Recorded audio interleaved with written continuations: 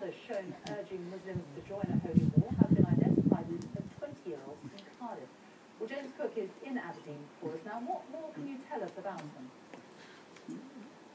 Well, this 13-minute video has already sent shockwaves through Cardiff, and that shock has now spread here to Aberdeen, because the man Rakib, as far as people we've spoken to here who say they knew him are concerned, was not a man who was susceptible to this kind of thing. Yes, they say he was a man who had perhaps been violent, but only in the extent of maybe having a fight after a nightclub, getting into trouble with police.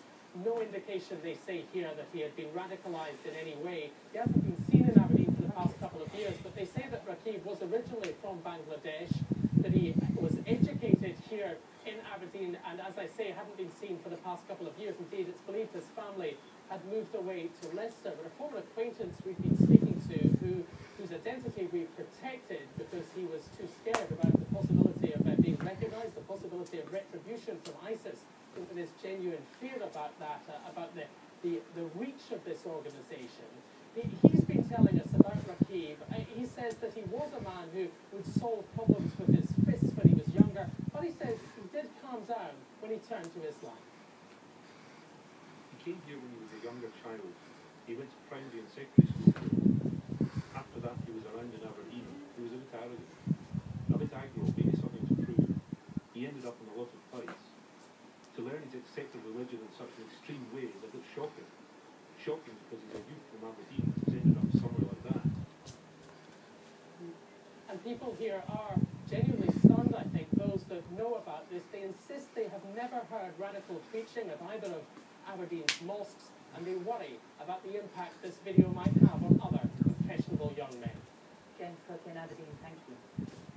In Iraq, the US Secretary of State John Kerry has called on Iraq's leaders to come together and stand united against Sunni militants who seized large swathes in the north and west of the country.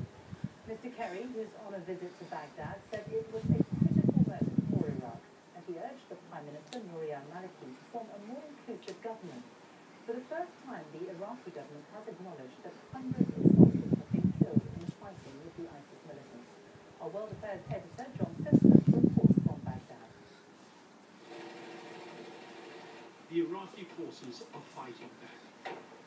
After the recent collapse of the Iraqi army, these pictures seem to show greater determination, and it's clear from other evidence that they're starting to be successful in taking back territory which ISIS had previously occupied. Still, ISIS has scored further successes just today.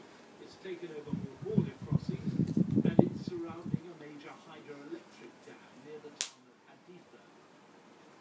So this is the position that John Kerry, the US Secretary of State, came to Baghdad to confront.